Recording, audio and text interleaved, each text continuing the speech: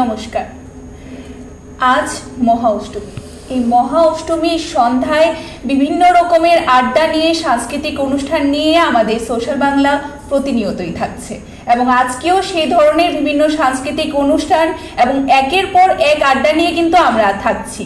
ইতিমধ্যেই আমাদের সাথে আজকে আমাদের স্টুডিও একদমই এখনকার আড্ডাকে জমজমাট এবং জমিয়ে তুলতে কিন্তু আমাদের স্টুডিওতে উপস্থিত রয়েছেন রাজ্যের একজন বিশিষ্ট অভিনেত্রী রায়কথা। নমস্কার রায়কথা, প্রথমেই স্বাগত তোমাকে আমাদের সোশ্যাল বাংলায়। আজ মহা অষ্টমী, অবশ্যই সেই উপলক্ষে কিন্তু আমাদের সোশ্যাল বাংলায় ইতিমধ্যে আমাদের দুজনের পক্ষ থেকে সকলকে জানাই মহা অষ্টমীর আন্তরিক প্রীতি ও শুভেচ্ছা। এবার আমরা অবশ্যই রায়কথার সাথে কথা বলে নেব। নিশ্চয়ই রাজ্যের একজন বিশিষ্ট অভিনেত্রীর সাথে সাথে এত গ্ল্যামারাস, নিশ্চয়ই সকলের মনে ইতিমধ্যে প্রশ্ন জেগে গেছে যে কিভাবে এত সুন্দর নিজেকে মেনটেন করা বা এই জগতে কিভাবে আসা, সমস্তটাই জানতে চাইছেন। এবারে আমরা অবশ্যই আড্ডায় চলে যাব আর বেশি না গড়িয়ে।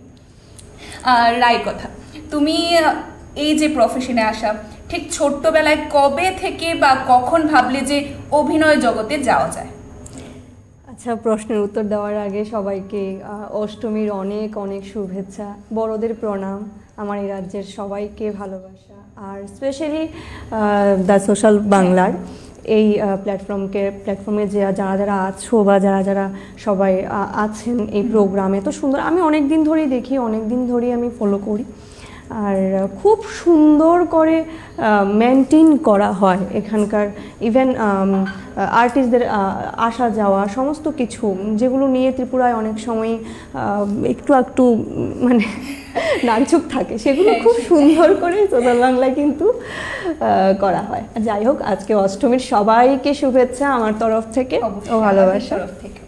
এবার বলবো, অবশ্যই যেহেতু বললে, আজকে কিন্তু একটা জিনিস জেনে আমরা সত্যিই খুব গর্বিত যে রায়কথাও কিন্তু আমাদের সবসময় ফলো করে থাকে। না, ফলো করি। আচ্ছা, তাহলে বলো যে ছোটবেলায় ঠিক কখন মনে হয় যে অভিনয় জগতে যাওয়া যায়? আচ্ছা, ছোটবেলায় ঠিক কখন অভিনয় জগতে যাওয়া যায়, আমি এরকম করে আলাদা করে কিছু ভাবিনি যে আমি আজকে অভিনয় জগতে যাব, কাল থেকে আর করব না, পরশু থেকে করব, এমন করে কখনই ভাবিনি। ছোটবেলা থেকেই আমি থিয়েটার করেই বড় হয়েছি। স্কুলে পড়তাম, আমার মনে আছে আমি তখন ক্লাস 4-5-এ পড়ি, তখন থেকে আমার প্রথম মঞ্চে ওঠা, মঞ্চ থেকেই শুরু। নাচ করতাম, তারপর গান শিখতাম, তারপর খানিক দিন পর গানটা আর হয়ে ওঠেনি। তো নাচের স্টেজে যখন নাচ করছিলাম, সেখানে আমার যে প্রথম হাতে করি নাটকে তিনি হচ্ছেন বাবনদা। আমি খুব মিস করি, প্রণাম যদি বাবনদা কখনো কোথাও দেখে থাকো, এখন তোমাকে অনেক দিন ধরেই দেখা হয় না। তো একদিন হঠাৎ করেই বাবনদা বলে যে এই যে মেয়েটা নাচ করছে, মেয়েটার নাম কি? ওই রকম করেই শুরু হয়। তারপর আমি প্রথম অভিনয় করি একুন শুভা, রবি ঠাকুরের। সেখানে চপলা নামের একটা খল চরিত্র আমি করি। কী করে খল চরিত্র করেছি জানি না, কিন্তু সেই চরিত্রটা করে আমি শ্রেষ্ঠ অভিনেত্রী পেয়েছিলাম। সেই পুরস্কারটা এখনো স্কুলে আছে আমার, সেটাই সবচেয়ে বেশি ভালো লাগে। এখনো যখন স্কুলে যাই, কখনো কখনো আমার হেডমাস্টার যখন ডাকায়, আমি যখন দেখি কি হেডমাস্টারের স্যারের রুমে এটা টাঙানো আছে, সেটাই সবচেয়ে প্রিয় জিনিস, সবচেয়ে ভালো লাগে। তো সেখান থেকেই আস্তে আস্তে ওই মঞ্চে অভিনয় করা শুরু হয়ে গেছে। তারপর কিভাবে এগিয়ে নিয়ে যাওয়া? হ্যাঁ, এগিয়ে নিয়ে যাওয়াটা বাড়ি থেকে তখন সেই সময় মানে অভিনয়টাকে কিন্তু কখনোই মানুষ এরকম করে ভাবে না যে হ্যাঁ এটা একটা প্রফেশন হতে পারে, এখান থেকেও তুমি মানে বলে না যে আমি আমার পেটের ভাত, আমার ভাত জোগাবো, সেটা ভাবতেই পার। অভিনয় সেটা কি কিছু একটা আছে, সেটা করিস না, সেটা বললে করলে লোকে খারাপ বলবে। কিন্তু এই বিষয়টা খুব বেশি ভাবে দেখা, শুধু ত্রিপুরা বলবে না, সেটা সব জায়গাতেই, ত্রিপুরা বলো, কলকাতা বলো, সব জায়গাতেই। হয়তো বেশি বড় জায়গা বলে খানিকটা সমালোচনা কম হয়, ছোট জায়গা বলে সমালোচনাটা বেশি হয়, কিন্তু তাড়াতাড়ি ছড়িয়ে যায়। কিন্তু ব্যাপারটা সব জায়গাতেই আছে যে অভিনয় করেও, অভিনয় করাটা ঠিক মানে সভ্য ভদ্র বাড়ির মেয়েরা অভিনয় করবে না, স্পেশালি মেয়েদের ক্ষেত্রে এই জিনিসটা হয়। হ্যাঁ, হ্যাঁ, একদম। তো তারপর আমার বাড়ি তো সেম ছিল, আমার বাবা পছন্দ করতেন না, আমার জেঠিমা পছন্দ করতেন, মা পছন্দ করতেন। তারপর যখন আস্তে আস্তে একের পর এক করতেই থাকি, স্কুল থেকে ডাকানো হয়, এই করে করে জিনিসটা আস্তে আস্তে আমার মানে মিশে গেছে। আমার মনে হয়েছে আমি পড়াশোনাটা যেরকম করে ছাড়তে পারি না, আমাকে পাশ করতে হবে, আমার মনে হয়েছে এটাও তো আমি ছাড়তে পারবো না। আমার একটা সময় এরকম মনে হয়েছিল যদি আমি মানে অভিনয়, নাচ এসব ছেড়ে দিই তাহলে হয়তো আমি পড়াশোনাও করতে পারবো না। সত্যি দুটোই একটা মানে বলে না ব্যালেন্স করাও ঠিক নয়, অঙ্গাঅঙ্গিভাবে জড়িত থাকে যারা এই সমস্ত কালচারাল দিক থেকে মানে নাচ গান সমস্ত কিছু করে। যদি আমার মনে হয়েছে আজকে আমি নাটক একটু অভিনয় করিনি বা একটু নাচিনি, তাহলে তো আমার পড়তেও মন বসবে না। আচ্ছা, সেই ধরনের ছিল রায় কথা। তাহলে অবশ্যই জানবো যে পড়াশোনার লাইফটা একটা রয়েছে, তার সাথে সাথে সেই অভিনয় জগৎ, দুটোকে কিভাবে মেনটেন করতে? দুটোকে কিভাবে মেনটেন করেছি, ওই পাশাপাশি থিয়েটার করা, পরীক্ষার সময় অফ থাকতো। কোনো সময় কোনো ধরনের অসুবিধা হয়নি? হ্যাঁ, অসুবিধা ঠিক তেমন কিছু অসুবিধা হতো না। ওই যে বাড়ি থেকে খানিক মানে বকা খেতাম অনেক সময়। পরীক্ষার সময় কি হতো, কন্টিনিউয়াসলি রিহার্সাল থাকতো, তো পরীক্ষার সময় অনেক সময় বকাঝকা খেতাম, এই ছেড়ে দে, এই কর। একদিন এরকম হয়েছে যে আমি রিহার্সালে গিয়েছি, ঠিক আছে, আর মাধ্যমিক এক্সাম, তো মানে খুব ফাইনাল এক্সাম, তো আমি মানে অভিনয় করছিলাম, রিহার্সাল চলছে, খুব সুন্দর করে রিহার্সাল চলছে, হঠাৎ দেখি একজন এসে খুব ক্যাচ ক্যাচ ক্যাচ ক্যাচ করছে, কিচিরমিচির করছে, কে রে? তো খুব আমি ভাবলাম কে না কে, হঠাৎ শুনতে পাচ্ছি এটা তো আমার বাবার গলা। আচ্ছা, তারপর বুঝতে পারলাম যে বাবা চলে এসছে, আমাকে বকাবকি করবে। তারপর ওই যে বাবনদা ওই ব্যাপারটাকে সামলে নিয়েছে, বলেছে ঠিক আছে 1 ঘন্টা একটু বেশি পড়ে নেবে, ওই আর কি। বাড়িতে গিয়ে আমি আবার 1 ঘন্টা বেশি পড়ে নিয়েছি। আচ্ছা, মানে এই অভিনয় জগতের জন্য কোনো সময় পড়াশোনায় কোনো রকমের ঘাটতি হয়েছে কি, বা সেই রূপ রেজাল্ট না পাওয়া, সেই ধরনের কিছু? দেখো, সেই রূপ রেজাল্ট পাওয়া না পাওয়া সবটাই কিন্তু ডিপেন্ড করে কে কি চাইছে, বড় হয়ে হতে চায় কি। এবার আমি যদি চাই আমি ডাক্তার হব, ইঞ্জিনিয়ার হব, তাহলে সেইভাবেই পড়তে হবে। তো আমার বরাবরই মনে হয়েছে আমি আজকে ডাক্তার হব, কালকেও সাব ইন্সপেক্টর হব, পরশু আমি মনে হয়েছে আমি একটু কার্গিলের যুদ্ধে গিয়ে যদি আমি 2-3জনকে মেরে ফেলতে পারতাম, একটু দেশকে করতে পারতাম, দেশের জন্য কিছু করতে পারতাম। তো কখনো মনে হয়েছে নার্স হয়ে যায়, কখনো মনে হয়েছে আমি সব ছেড়ে দিয়ে আমি একটা অনাথ আশ্রম খুলে বসি। তো আলটিমেটলি আমার কি হয়েছে জানো তো, তখন বুঝতে পারলাম আমার জন্য অভিনয় প্রফেশনটাই ঠিক আছে, যেখানে আমি একটা স্ক্রিপ্টে নার্স হতে পারবো, আর একটা স্ক্রিপ্টে আমি সবগুলি চরিত্র এক জায়গায়। তো আমি ওই সবকটা চরিত্র আমি শুধুমাত্র অভিনয় প্রফেশনটাতেই করতে পারবো। তো আমার কাছে তখন যেটা হয়েছে যে পড়াশোনাটা আমি করব, সেটা শিক্ষার দরকার, সবটাই দরকার, কিন্তু কোথাও না কোথাও একটা মনের মধ্যে রয়েছে যে আমি অভিনয়টাই, সেই আগ্রহটা, হ্যাঁ, মানে অভিনয় নিয়ে যে আমি সিনেমা করে ফেলবো, ওই জিনিস কিছু ভাবি আমি কখনোই কোনো কিছু এরকম মানে ভাবিনি যে আমি আমার জীবনে সিনেমা করব, এই করব সেই করব। আমি করে গেছি তারপর একের পর এক কথা ঠিক সেই জায়গা থেকে এখন এই জায়গায়। তো এতটা কিভাবে হয়, এতটা সেই সাকসেস? আমি বলবো যে পরিশ্রম, মনন শক্তি, আর কিছুটা তো লাক ফেভার করতে হবে, খানিকটা ওই 100-এর মধ্যে 5% আপনার লাক ফেভার করতে হবে, আর বাকি সবটাই হচ্ছে পরিশ্রম, যেটা ঋষি কাপুর বলে গিয়েছিলেন এই কথাটা, যে সত্যি সেটা খুব মানে সত্যি কথা, যে যে কাজটা করছো সেই কাজটা মন দিয়ে করতে হবে, এবং তখন আশেপাশে কে কি করছে, আমার সঙ্গে ওই মেয়েটা তো খুব অনেক কিছু করে ফেলেছে, ওই ছেলেটা কি করছে সারাদিন, এগুলো দেখলে হবে না, ওইগুলো বাদ দিয়ে দিতে হবে, বাদ দিয়ে মনে করতে হবে যে আমি কি করতে পারবো, আমার দ্বারা কি করছি সেটাতে স্যাটিসফাইড থাকা, আমি আরো কি নতুন কিছু শিখতে পারি কিনা, ওইদিকে আমার ওইটাই সবসময় ইচ্ছে হয়েছে। বাস, আমরা কিন্তু আজ রায়কথার সাথে বিভিন্ন আড্ডায় কিন্তু এবার মেতে উঠেছি।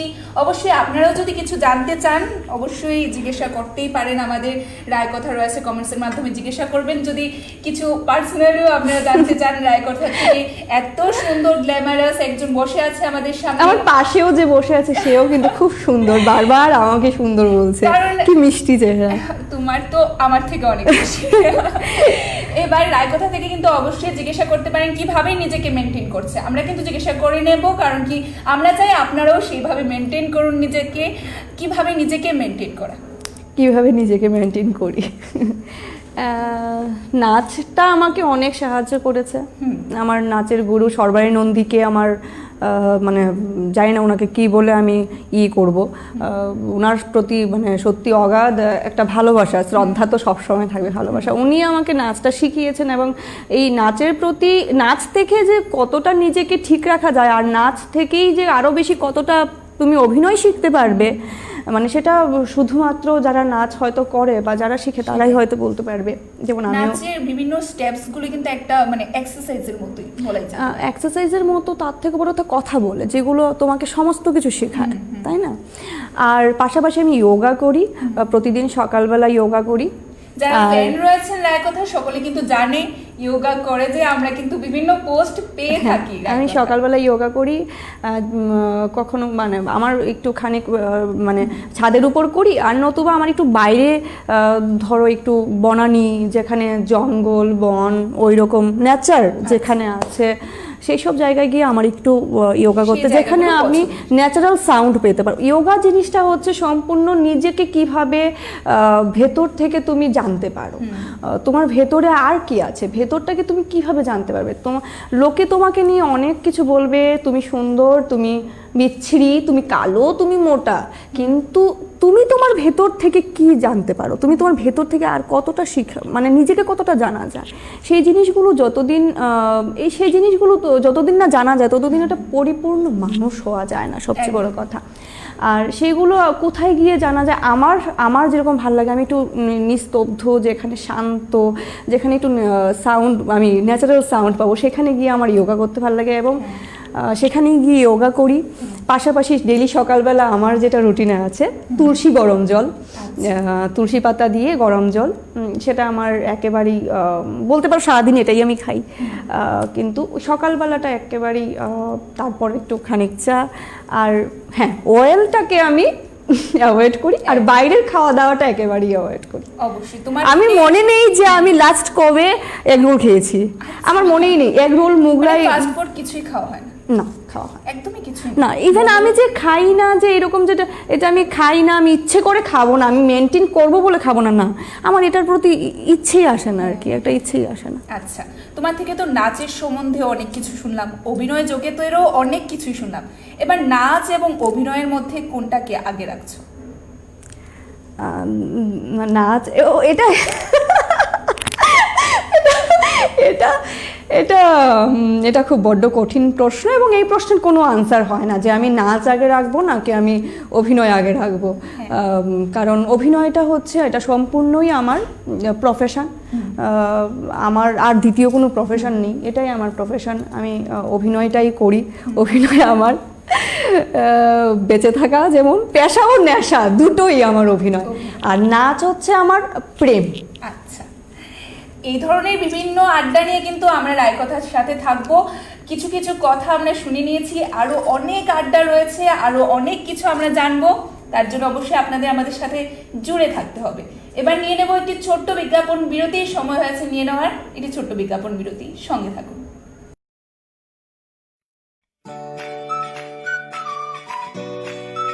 আপনি কি নিজের এবং পরিবারের স্বাস্থ্যকে নিয়ে চিন্তিত? বাজারে রাসায়নিক দেওয়া আনফ্রেশ শাকসবজি খেতে বাধ্য? দাম দিয়ে কিনছেন কিন্তু আনফ্রেশ? তাহলে আপনার চিন্তা দূর করতে আমরা এসে গেছি লেটস বাজার নিয়ে। লেটস বাজার দেবে আপনাকে সর্বদা ফ্রেশ এবং অর্গ্যানিক শাকসবজি খাওয়ার সুযোগ। লেটস বাজার ডিরেক্ট ক্ষেত থেকে আপনার বাড়িতে পৌঁছায়। তাহলে আর দেরি কেন? বাড়িতে বসে অর্ডার করতে আজই লগ ইন করুন letsbazaar.com বা গুগল প্লে স্টোর থেকে লেটস বাজারের মোবাইল অ্যাপটি ডাউনলোড করুন। লেটস বাজার, ক্ষেত থেকে ডিরেক্ট। ব্যবহার করুন। ভালো করে হাত ধুয়ে নিন বারবার করে। প্রতিদিন ঘর, দরজা, জানালা ইত্যাদি পরিষ্কার করুন এবং পরিষ্কার করার সময় অবশ্যই মাস্ক ব্যবহার করুন, যাতে করে পরিষ্কার করার সময় কোনো ধুলোবালি নাকে প্রবেশ না করে। প্রতিদিন হ্যান্ড স্যানিটাইজার ব্যবহার করুন। হ্যান্ড স্যানিটাইজারের পরিবর্তে আপনারা সাবান জলও ব্যবহার করতে পারেন। স্বচ্ছতা বজায় রাখুন, সতর্ক থাকুন এবং অযথা গুজবে কান দেবেন না এবং অযথা গুজব ছড়াবেন না। সোশ্যাল বাংলার পক্ষ থেকে প্রত্যেককে এই নির্দেশাবলী মানার অনুরোধ রইল। নমস্কার। क्या आप जेई मेंस या नीट की तैयारी कर रहे हैं? इस क्राइसिस की सिचुएशन में अगर आपको डाउट हो रहे हैं तो हम आपके रेस्क्यू के लिए हैं। मैं हूं दीपशिखा और मैं हूं IIT रुड़की से। टू क्लियर आपके सारे डाउट्स, जॉइन कैंपर स्किल्स और मेरे साथ शेयर करिए अपने।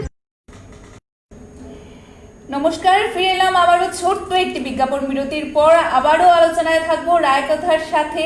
রায়কথার ছোটবেলার দুর্গাপূজা ঠিক কেমনভাবে কাটতো, সমস্ত কিছু বিভিন্ন ছবি করেছে, ছবিতে অভিনয় করেছে, আর সকলেই জানা সেগুলি। তাছাড়াও আরও বিশেষ বিশেষ কিছু কথা নিয়ে বা আড্ডা নিয়ে কিন্তু আমরা থাকছি। তার জন্য থাকতে হবে আপনাদেরও আমাদের সাথে জুড়ে। অবশ্যই রায়কথা, তোমার থেকে অনেক কিছু শুনছিলাম। তোমার থেকে জিজ্ঞাসা করব, তোমার পছন্দের নাটক নির্দেশক কি? পছন্দের নাটক নির্দেশক, দেখো এরকম বললে তো আমি যার কাছে করেছি আমার বাবনদাকে আমার হ্যাঁ, ভালো লাগে। অবশ্যই, আমি যার কাছে শিখেছি, যাকে দিয়ে আমি সেই তোমার inspiration। সেই ইন্সপিরেশন আমি বলবো না, সে আমাকে শিখিয়েছে, সে আমার গুরু। ইন্সপিরেশন আমার লর্ড, আমি যাকে আমার আরাধ্য দেবতা, আমি যাকে রোজ সকালবেলা উঠে শিব ঠাকুরকে আমি প্রণাম করি। উনি আমার ইন্সপিরেশন, উনি আমার পাওয়ার। ওনার জন্যই এই জায়গায় আছে। হ্যাঁ, বলাই যেতে পারে। হ্যাঁ, আর তারপর তো মায়ের আশীর্বাদ ছাড়া তো কিছু হয় না। অবশ্যই। যেহেতু এই রায়কথা আজ এত প্রতিষ্ঠিত জায়গায় রয়েছে, আমাদের সাথে উপস্থিত রয়েছে, আমরা আজকে পেয়ে কিন্তু রায়কথাকে সত্যি আমাদের এত ব্যস্ততার মধ্যে এতটুকু সময় দিতে পেরেছো, সত্যি আমরা খুব গর্বিত অনুভব করছি এই মুহূর্তে দাঁড়িয়ে। অবশ্যই জানতে চাইবো, এই রায়কথা যখন একদম ছোট্ট ছিল, 3 থেকে ধরো 5-6 বছর বয়সী, তখন বাবা মার সাথে ঘোরা হতো নাকি কিভাবে দুর্গাপূজাটা কিভাবে এনজয় করা হতো?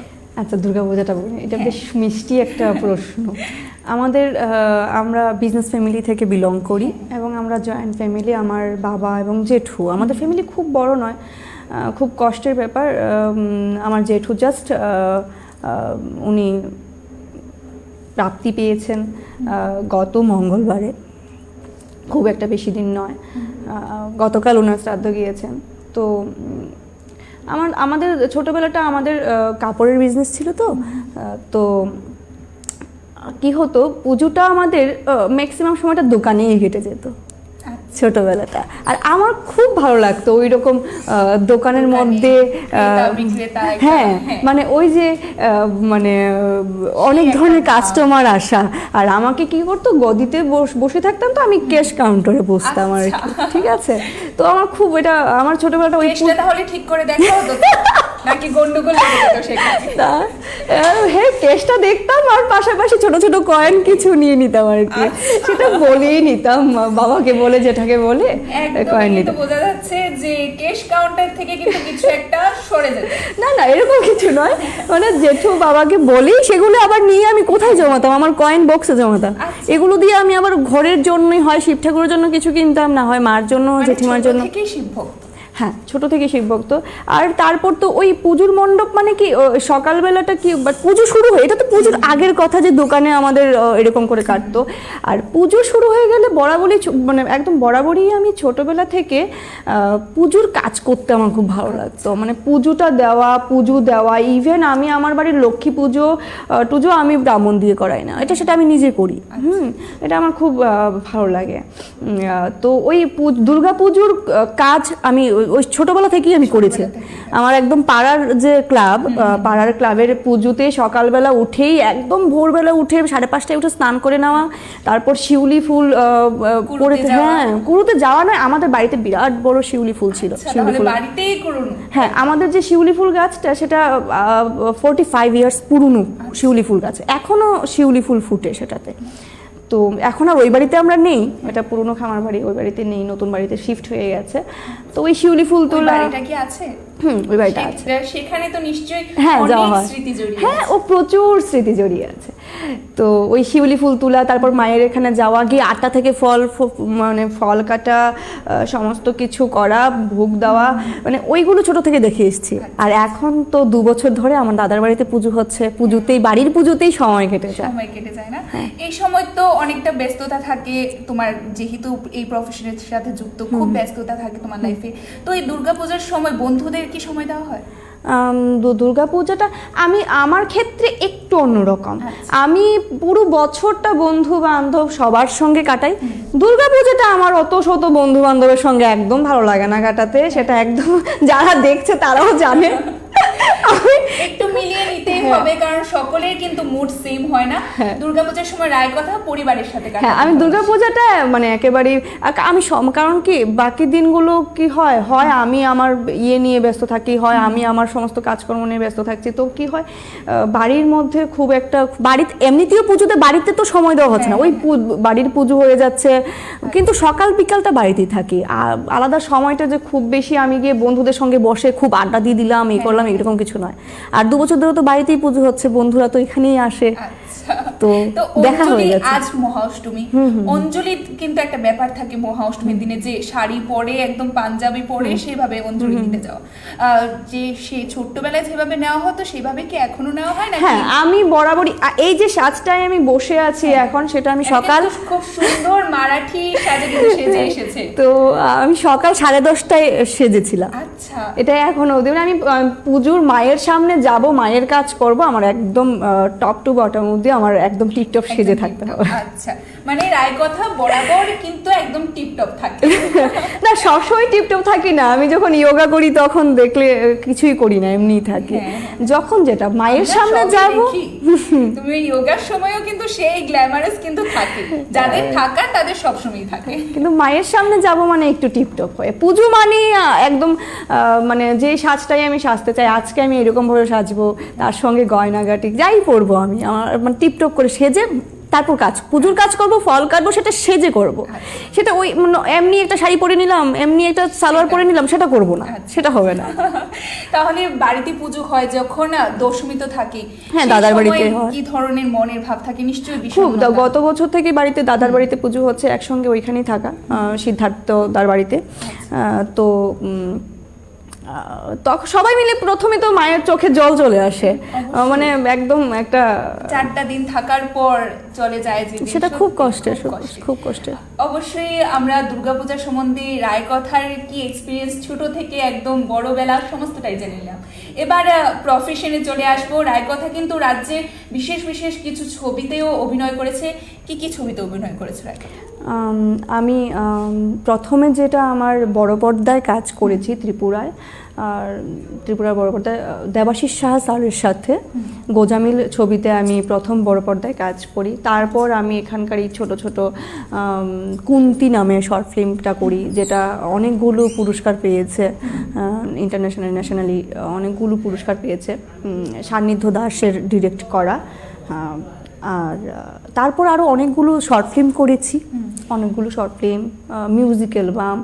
তারপর এখন আরেকটা আমার বড় পর্দার কাজের শুটিং কমপ্লিট হয়ে গেছে, নাম বৈদেহী। বৈদেহী তার জন্য কিন্তু অসংখ্য অভিনন্দন। প্লিজ সবাইকে বলছি, ত্রিপুরায় থেকে ছবি নিয়ে কাজ করা অনেক কঠিন ব্যাপার, এবং আমরা আমাদের মন থেকে প্রাণ থেকে করেছি। এখন মার্চেই চলে আসবে সামনে, 2021-এ আসছে, এখন সবটা আপনাদের উপর। আপনারা দেখবেন, ফলকে দেওয়া কিন্তু এবার আপনাদের। হ্যাঁ, বৈদেহী সিনেমা ডিরেক্ট করছে সান্নিধ্য দাস এবং প্রডিউস করছে সায়ন্তন সিনহা, এবং স্টোরি লিখেছেন সিদ্ধার্থ শঙ্কর। আচ্ছা, তাহলে এই ফিল্মটা করার সময় বিভিন্ন ধরনের আনন্দের বা মেমোরেবল বিষয় তো অনেকই আছে, তার মধ্যে থেকে একটা খুনসুটির কিছু একটা শুনবো। খুনসুটির তো এই সিনেমাটায় মানে এই গল্পটা একটা এমন গল্প, তো মানে অনেক কিছু শিখিয়ে গেছে। মানে আমাকে শিখিয়েছে কিভাবে সীতামা কিভাবে তার নিজের অস্তিত্বকে বজিয়ে রাখার জন্য, নারীর যে সম্মানটা সেটা ধরে রাখার জন্য উনি কিভাবে নিজের সম্মান রক্ষার জন্য উনি শেষে আর মানে অগ্নি পরীক্ষা দেয়নি। তো এইরকম অনেক মানে ছোট ছোট ছোট ছোট আমরা এটা অ্যাকচুয়ালি ওমেন এম্পাওয়ারমেন্টের উপর মানে ছবিটা করা হয়েছে, এবং ছবিটা আসছে যখন তখন দেখলে বোঝা যাবে যে নারীকেই এখানে প্রাধান্য দেওয়া হয়েছে। আমরা ছোটবেলা থেকে কি দেখে এসেছি, ছোটবেলা থেকে দেখে এসেছি একটা সিনেমা চলছে সেখানে একটা ছেলেই থাকতে হবে মেইন হিরো হিসেবে, ঠিক আছে, আর একটা মেয়ে আছে সেটা হচ্ছে নায়িকা, নায়িকা হচ্ছে পরের ভূমিকায়। এবার যখন পেমেন্ট হয় সেটাও তখন কি হয়, নায়কের ইয়েটাই বেশি থাকে, একটু আলাদাভাবে দেখা হ্যাঁ হ্যাঁ, সেটাকে ব্রেক করে দিয়ে এখন অনেকটাই ব্রেক হয়ে গেছে। ইভেন কলকাতাতে হয়েছে, অনেক চেঞ্জ হয়েছে, কলকাতাতেও হচ্ছে, একদম নারী কেন্দ্রিক ছবি হচ্ছে। আমাদের ত্রিপুরাতে আমি বলবো এটাই হয়তো প্রথম ছবি হবে যেখানে সবটাই নারী কেন্দ্রিক ছবি। এখানে নারীর ভূমিকাতে আমি আছি, মানে মেইন চরিত্রের বৈদিকের চরিত্রে আমি আছি এখানে, এবং এই নারীকেই মেইন চরিত্রে রেখে এই ছবি বানানো হচ্ছে। তো প্রতিটা নারীকে, শুধু নারীকে কেন বলবো, সবার জন্য এই সিনেমাটা দেখা উচিত, এবং নারীদের তো অবশ্যই অবশ্যই। আজকের দিনে নারীরা কিন্তু বিভিন্ন দিক থেকে শোষিত, নিপীড়িত, এই বিষয়গুলো দেখে কিন্তু সত্যি সকলের মানসিকতা যা রয়েছে তা কিন্তু পরিবর্তন ঘটানো দরকার। আজকের দিনে দাঁড়িয়ে সকলের কিন্তু আমি বলবো ব্যক্তিগতভাবে এই মুভিটা যেটা আসছে রায়কথার অবশ্যই দেখবেন, নিশ্চয়ই আমারও মনে হচ্ছে অনেক শিক্ষাগত বিষয় থাকবে। হ্যাঁ অবশ্যই অনেক কিছু আছে, অনেক কিছু আছে। আরে এই সিনেমার যেটা মানে খুনসুটি তো বলবো না, এই সিনেমাটা করতে গিয়ে মানে অনেক জায়গায় আমাকে প্রচুর কাঁদতে হয়েছে, ঠিক আছে। তো মানে কন্টিনিউয়াস 8 মাস শুটিং চলেছে, 8 মাস শুটিং শিডিউলের পর খুনসুটি ব্যাপারটা হয়ে গেছে কি শেষের দিন আমরা শুধু কাঁদছি বসে, সবাই মিলে কাঁদছি, মানে দুজন তো মানে ডিরেক্টর যে সান্নিধ্য দাস এবং আমি, এবং স্টোরি যে লিখেছে সিদ্ধার্থ শঙ্কর, প্রডিউসার, সবাই আমরা মানে খুব মন খারাপ হয়ে গেছে। তারপর শুটিং শেষ হয়েছে এরকমই ধরে নাও 7:30 নাগাদ শুটিং শেষ হয়েছিল। শেষ হওয়ার পর আমরা একটা গাড়ি নিয়ে বেরিয়ে পড়েছি, আমরা মোটামুটি 11:30 12টা নাগাদ, হ্যাঁ লং ড্রাইভ। আর সবচেয়ে অদ্ভুত ব্যাপার এটাই ছিল যে ওই লং ড্রাইভে আমরা কেউ কারোর সাথে কথা বলিনি, মানে 3 ঘন্টা আমরা লং ড্রাইভে ছিলাম, আমরা কেউ কারোর সাথে কথাই বলিনি। আমরা যখন বাড়িতে, অভিমানের থেকে নাকি না কোনো অভিমান নয়, মানে আমরা অ্যাকচুয়ালি আমরা নিজেদেরকেই হয়তো রিকল করছিলাম যে কি করেছি আমরা 8 মাস, হ্যাঁ এতদিন কি করেছি, মানে হঠাৎ করে একটু কেউ এরকম আমার মনে হয়েছে সামনের সিটে বসেছিল যে সে হঠাৎ করে একটু হেসে দিয়েছে, একটু মানে চেঞ্জ হয়ে কেন হাসলো আর সেটা জিজ্ঞেস করিনি, সেটা হয়তো মনের মধ্যেই ছিল। আর গান চলছিল, আর দুর্গাপূজার সময় তখন মহালয়াও আমরা চালাচ্ছিলাম, মহালয়া চালিয়ে শুনছিলাম, মানে মহালয়াটা তো এমনিতেও শুনতে ভালো লাগে কখনো কখনো। আর সেদিন পূর্ণিমা ছিল, তো পূর্ণিমার চাঁদ দেখছে, ওই 3 ঘন্টা যে কি করে কেটে গেল আমরা কেউ তেমন কিছু কথাই বলিনি। এটাই ছিল সবচাইতে সুন্দর এই মোমেন্ট ছিল এই পুরো শুটিং শিডিউলের শেষের দিন যেটা হয়েছে আর কি। বাকি তো সব কলকাতার আর্টিস্ট ব্যাঙ্গালোর থেকে আর্টিস্ট এসেছে এখানে কাজ করেছে সিনেমাটায়। আর আরো অবশ্যই শুনবো, আরো বিভিন্ন সিনেমা করেছো তুমি, সেখান থেকে তোমার যে কোনো একটা ডায়লগ শুনবো আমরা, একটু যদি অভিনয় করে দেখাও। অবশ্যই যারা দর্শক বন্ধু রয়েছে, রায়কথা রয়েছে স্টুডিওতে, আর আমরা অভিনয় দেখবো না সেটা তো হতেই পারে। আচ্ছা কি ওই সিনেমার ডায়লগ থেকে, আচ্ছা ঠিক আছে আমি এমনি অভিনয় করে দিয়েছি, ঠিক আছে। কোন ফিল্মের ঠিক কোন পার্টটা এটা একটু বলে দিও। আচ্ছা কোন ফিল্মের কোন পার্ট এইভাবে না করে আমি একটা আমার মতো করে করছি, ঠিক আছে।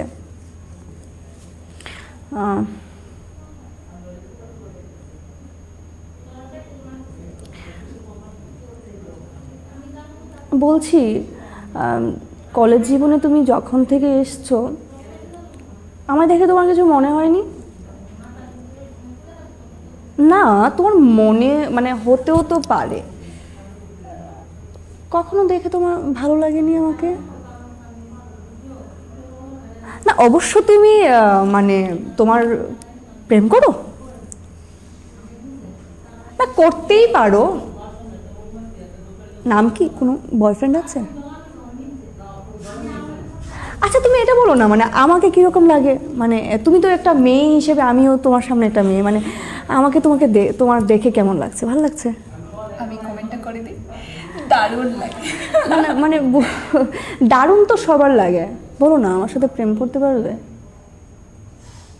জানো এই মানে শুনতে একটু কেমন লাগছে তাই না? জানি কেমনটা সবার লাগে। সত্যি ম্যাম, আমি যখন থেকে তোমাকে দেখেছি, ইংলিশটা আমি সত্যি খুব ভালো করে পড়তে শিখেছি। এখন আমি ইংলিশটা খুব ভালো পারি, সত্যি খুব ভালো পারি। আগে পারতাম না, এখন খুব ভালো পারি। What is your name? পারি, আর অনেক কিছু পারি, শিখে গেছি। তুমি যদি বলো না, আমি তোমার কাছে ক্লাসও করতে রাজি হবো। কিন্তু ম্যাম প্লিজ, আমি তোমাকে ভালোবাসি। তুমি ভুল বুঝো না। দেখো, প্রেম ব্যাপারটা সম্পূর্ণ নিজের একটা ব্যাপার, সেটা আমি তোমাকে ভালোবাসতেই পারি, তাই না বলো? জানি সমাজ মেনে নেবে না, তাতে কি? সমাজ তো অনেক কিছুই মানে না, তাই না? সমাজ তো অনেক কিছুই করে, অনেক কিছুই মানে না। করবে? তুমি আমার সাথে প্রেম করবে? দারুণ দারুণ, অসাধারণ। মানে অভিনয় আর কিভাবে ডুবে যাওয়া অভিনয়ের মধ্যে, সেটা কিন্তু একদম মানে আপনাদের সামনেই রয়েছে আজকে। মানে সত্যি আমি এই জায়গায় বসে মানে কি বলবো, সামনে থেকে লাইভ দেখতে পাচ্ছি, আর আপনারা যারা লাইভ অনুষ্ঠান দেখতে পাচ্ছেন তারা নিশ্চয়ই বুঝে গেছেন অভিনয় জগৎটা কি, আর ঠিক কিভাবে একটা ক্লিপের মধ্যে নিজেকে একদম ডুবিয়ে দেওয়া, সেটা কিন্তু অবশ্যই দেখে নিলাম আমরা আজকে। সত্যি অসাধারণ রায় কথা, মানে প্রশংসা করলে অনেকটা কম। না, প্রশংসা, তুমি খুব মিষ্টি লাগছে, তুমি খুব সুন্দর করে কথা বলছো। সত্যি তুমি অনেক কি জানো তো, মানে গল্পটা এমন একটা ব্যাপার যে তুমি যদি গল্পটা শুরু করেছো বলেই আমি করতে পারছি, তো অবশ্যই গল্পটা এরকম নয় যে আমি একা বসে করে নেব। গল্পের সঙ্গীটা তো ভালো হতে হবে। Also a very good Odissi dancer. Oh my god. Partha Aryan Saha অবশ্যই শুধু ওডিসি ডান্সারই নয়, আমি জানি সেটা আমার গুরুর কৃপা। বিভিন্ন ধরনের নৃত্য কিন্তু করতে পারে। না, আমি ওড়িশিটাই করি আমার গুরুর কাছে, আর ওড়িশিটাই শিখেছি, সেটাই করার চেষ্টা করি। কিন্তু ক্লাসিক্যাল ডান্স করা, একজন ক্লাসিক্যাল ডান্সার হওয়া অনেক কঠিন ব্যাপার। এবং আমার তো এখন প্রফেশনটা আলাদা, সেটা আমার প্রেম। আমি প্রেমটাই করি, নাচের সঙ্গে শুধু আমি প্রেমটাই করি। রায় কথা, এবার আরো একটি বিষয় জানবো। তুমি বলছিলে কথা খুব সুন্দর বলা, তোমার কথার মধ্যে স্পষ্টতা বিষয়টা কিন্তু অনেকটা, ঠিক সেটার জন্য আবৃত্তির কি দরকার রয়েছে, বা তুমি সেটাকে কিভাবে সাজেস্ট করো? দেখো, আবৃত্তি তো অবশ্যই দরকার, খুব দরকার, প্রতিটা মানুষের জন্যই দরকার। কিন্তু আবৃত্তি থেকেও আমি যেটা বলবো, বই পড়াটা খুব দরকার, বই পড়াটা খুব দরকার। আর অভিনয়ের ক্ষেত্রে যদি বলা হয় যে আবৃত্তিটা কতটা প্রয়োজনীয়, তো অভিনয় ব্যাপারটা হচ্ছে গিয়ে, আমি আজকে গেলাম, আজকে আমাকে ডিরেক্টর বললো আমি তো আপনাকে খাস বাংলা বলাবো, কি করতেছো, কই যাইতেছো, খাইছুনি বইছুনি, আচ্ছা কেমন আছো। গোজামিল সিনেমাটা মনে হয় অনেকটা হ্যাঁ, সেরকমই ছিল। তো এবার আমাকে ডিরেক্টর বললো না না না না, এইসব কেলু ফেলুক এইসব চলবে না, খাস বাংলা কো, এই ডায়লগ। তো সেখানে আমাকে ওই রকম করেই বলতে হবে, ঠিক আছে। এর পরের স্ক্রিপ্টে গেলাম, ওইখানে বললো তোমাকে তো সাঁওতাল বলতে হবে, তো এবার তুমি সাঁওতাল শিখো, ঠিক আছে। তো এরকম করে চেঞ্জ হয়। কোথাও হয়তো গেলাম, সেভাবে কি কোনো ধরনের নতুন ভাষা শেখা হয়েছে? হ্যাঁ শিখেছি আমি, নতুন সাইলেন্ট ভাষা শিখেছি, সবচেয়ে বড় কথা হচ্ছে সেটা তো তোমাকে দেখে হ্যাঁ, আমরা সাইলেন্ট আগেই বুঝে গেলাম, মানে সেই যে নিচে তাকিয়ে থাকা, তার মধ্যেও কত কথা বলছে। হ্যাঁ, তো সাইলেন্টলিও অনেক কথা বলা হয়। এরকম অনেক অভিনেতা অভিনেত্রীরা রয়েছেন, ন্যাশনাল অ্যাওয়ার্ড পেয়েছেন, যেখানে কোনো কথাই বলিনি, অভিনয় করে গেছেন। তো অভিনয় করতে গেলে আবৃত্তিটার কতটা প্রয়োজন সেটা একেবারেই নয়, কথা হচ্ছে স্ক্রিপ্টে তোমার কি প্রয়োজন, তোমাকে দিয়ে তোমার চরিত্রটা কি, সেখানে তুমি কি বলছো। সেখানে তোমাকে এক মাসে হয়তো বললো তুমি এমনভাবে থ্রোলি ইংলিশ বলতে হবে যে মনে হচ্ছে তুমি আমেরিকা থেকে এসছো, ঠিক আছে, তাহলে সেটা বসে তুমি শিখো। তো অভিনয়ের ক্ষেত্রে আবৃত্তিটা তোমার দরকার, নিজের জন্য দরকার, কিন্তু অভিনয়ের ক্ষেত্রে কি ব্যাপারটা জানো তো, সবটাই তোমার স্ক্রিপ্ট তোমার কাছ থেকে কি চাইছে, চরিত্র তোমার কাছে কি চাইছে, সেখানে হচ্ছে বড় কথা। আচ্ছা, অবশ্যই রায়কথার সাথে আমরা আজ অনেকটা আড্ডা করলাম, অনেকটা জমিয়ে কিন্তু আড্ডা জমে গেছে।